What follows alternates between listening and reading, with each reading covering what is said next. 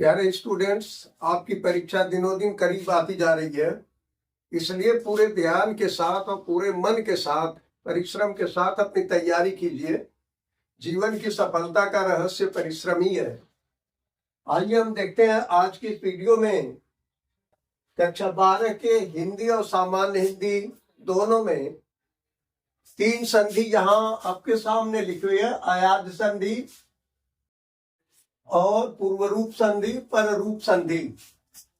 याद रखिएगा, इसमें यहां लिखा है सामान्य हिंदी केवल अयादी, यानी जो बच्चे सामान्य हिंदी लिए हुए हैं, जिनकी हिंदी सामान्य हिंदी है, उन लोगों को इन 3 में से सिर्फ अयादी संधि पढ़ना है।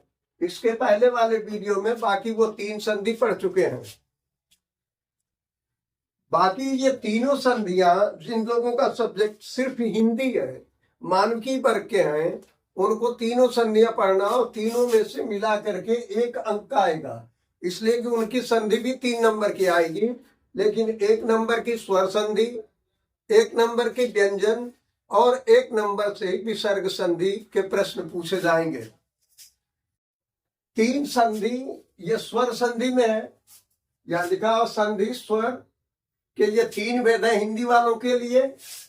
पहला अयादी स्वर संधि, पूर्व रूप स्वर संधि और पर रूप स्वर संधि। इसमें आप सबको सूत्र इनका याद करना जरूरी है। याद कर ले, बेहतर होगा, बहुत अच्छा रहेगा, आपको फायदा होगा और पूरी बात समझ में आएगी। इसका सूत्र है आदि का एचो यवा याव। अब यहाँ 2 शब्द है, एक है एच और एक ही है यवा याव। इसको आप देखेंगे यहाँ लिखा हुआ है एच से तात्पर्य है ए ओ आए औ। उसके बाद है प्लस कोई स्वर। कोई स्वर का मतलब ए ओ आए औ के बाद ये भी आए या इनके अलावा कोई स्वर आ जाए। तो इसमें ध्यान दीजिएगा, इधर चेंज होगा, यानी लेफ्ट हैंड साइड में जो ए ओ आए औ है इनका रूप बदलेगा, राइट हैंड साइड से कोई मतलब नहीं है। जैसे आप यहां देख रहे हैं कि ए से आय बनेगा, ओ से औ बनेगा, आय से आय बनेगा और औ से आओ बनेगा। अब उसको उदाहरण से समझाने की कोशिश हमने किया। ने प्लस अन बराबर नयन। न से ए को हटाएंगे तो न हलंत हो जाएगा। ए से आय बनेगा, ये अ जा करके न को पूरा कर देगा, न हो जाएगा। इस य को ये अ पूरा करेगा और ये बन जाएगा शब्द आपका नयन। दूसरा ओ है, ओ प्लस इत्र, ये हो जाएगा पवित्र। अव होगा, ई की मात्रा हो जाएगी, अ को पूरा ये कर लेगा, अ प को, और वह पर ये छोटी ई की मात्रा हो जाएगी, त बनेगा पवित्र बनेगा। इसी तरह से गाय प्लस अका बराबर गाय का, उभाव प्लस अपी बराबर उभावपी। और 2 उदाहरण हमने अक्सर बोर्ड में पूछे जाते हैं, इसलिए उनको उदाहरण के लिए समझाने के लिए आपको लिख दिया कि पो प्लस अन बराबर पवन, हरे प्लस ए बराबर हरये। ध्यान से अगर आप एक बार पढ़ लेंगे, हमारे ख्याल से आपके दिमाग में ये बातें बैठ जाएंगी कि इस संधि में, अयादी संधि में, सिर्फ लेफ्ट हैंड साइड में चेंज होता है, राइट हैंड साइड में कोई चेंज नहीं होता है। चेंज होने के बाद उसको जब ऐड कर देंगे तो शब्द सही रूप में बन जाएगा। आइए देखते हैं स्वर संधि में। अब ये जो पढ़ाने जा रहे हैं 2 और 3, ये सिर्फ हिंदी के स्टूडेंट्स के लिए ही है।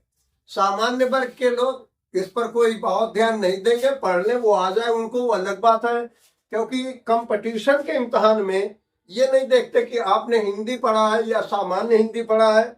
बहुत सारे लोग आरओ, एआरओ, पुलिस भर्ती वगैरह वगैरह के इम्तिहान देते हैं, तो वहां इसको नहीं देखा जाता कि आपने इंटरमीडिएट में कौन सी हिंदी पढ़ी है, बल्कि वहां ये भी कंपटीशंस में आ सकते हैं।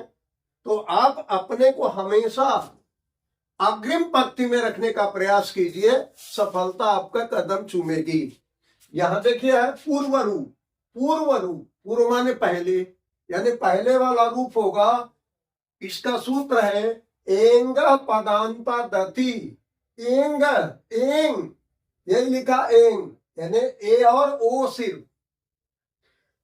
पदांत अदति, पद के अंत में अ हो, यानी ऐसा शब्द हो कि जिसके आगे में ए और ओ में से कोई शब्द आए, जैसे हरे है, विष्णु है, उसके बाद ऐसा शब्द आवे जो अ वाला हो, यानी ये लिखा अ, यहां भी अ है, तो इसको लिखेंगे तो ये हो जाएगा हरेव। हरे रह गया, ये एक ही मात्रा रह गई। पूर्व रूप इसी को कहते हैं कि ये ए ओ के बाद अ अगर आएगा तो ये पूर्व रूप संधि होगी। अब ये पूर्व रूप रह गया तो फिर ये जो निशान लगा हुआ है इसके बीच में, हरे और विष्णु के बीच में, इसको कहते हैं अवग्रह चिन्ह, यानी अपनी उपस्थिति को दर्ज कराए रखता है कि यहाँ पर अ का लोप हुआ है, अ छिपा हुआ है। इसलिए यहाँ लिखा है कि अवग्रह चिन्ह अ का ये होता है, उसको लिखा जाता है, लिखना पड़ता है ताकि स्पष्ट रहे कि पूर्व रूप हुआ है। ठीक इसी का अपोजिट पर रूप। पर रूप में है एंगी पर रूपम, यानी ए और ओ बाद में हो, तो फिर यहां पहले क्या होगा? यहां तो दिखाई दे रहा ए ओ प्लस के बाद, यानी बाद में है, लेकिन पहले क्या आएगा? उसके लिए क्या क्या उपसर्गांत प्रत्यय, यानी ऐसे प्रत्यय, सब प्रत्यय बहुत से हैं, 22 है, उन प्रत्यय में से वो प्रत्यय जिनमें अ आता हो अंत में। जैसे ये दो प्रत्यय आपके सामने है, प्र, इसमें अ है, ये है उप, इसमें भी अ है, इसके बाद ये ए से आया ए जते। अब यहां देखिए ये चला गया इधर, अगर वैसे रहेगा, आप ध्यान नहीं देंगे पूर्व रूप पर, तो फिर ये दीर्घ संधि का काम कर जाएगा, वृद्धि संधि आपकी बन जाएगी, ये हो जाएगा प्रयजते और ये हो जाएगा उपौसती। लेकिन ऐसा नहीं है, ये एंगी पर रूपम सूत्र उसका निषेध कर देगा, इसलिए कि इसमें शर्त है कि अ उपसर्गांत प्रत्यय हो। इसलिए प्रधन एजते बराबर प्रेजते, उपधन ओसति बराबर उपोसति। अब यहां एक बात परीक्षा की दृष्टि से ध्यान दे लीजिए, वो क्या है? अगर पूर्व रूप और पर रूप की कोई संधि दी गई हो जिसका विच्छेद, इसमें होता क्या है? तीनों नंबर का ऑब्जेक्टिव होता है।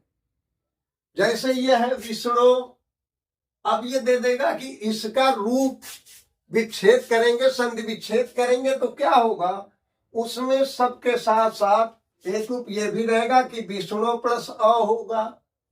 तो आपको पहले से जब पता है, याद रखिएगा, पूर्व रूप संधि और पर रूप संधि में जो उदाहरण हम आपको दो इसमें और दो इसमें लिखे हैं, यही उदाहरण आएंगे, इसके अलावा कोई दूसरा उदाहरण नहीं आएगा। इसलिए आपको ध्यान देना होगा कि हम कितनी तैयारी के साथ परीक्षा में बैठने जा रहे हैं। बहुत से बच्चे कहते हैं हमको याद नहीं होता। याद सबको होता है, आपने याद करने के तरीके से याद नहीं किया, साल भर परिश्रम नहीं किया, तो कहते अब पछताए होत क्या जब चिड़िया चुग गई खेत। आप परिश्रम से पढ़िए, सफलता आपके कदम चूमेगी। और इसको ध्यान से पढ़ ले, आपका संधि पूरा खत्म हो गया। हिंदी के लिए, बच्चों के लिए व्यंजन और विसर्ग संधि 2 नंबर की अभी और बाकी है, किसी दिन अगले क्लास में उनको भी पढ़ा देंगे। जो भी वीडियो आ रहे उसको खुद देखें, अपने साथियों तक पहुंचाएं, उसे लाइक और शेयर भी करें। धन्यवाद बहुत बहुत।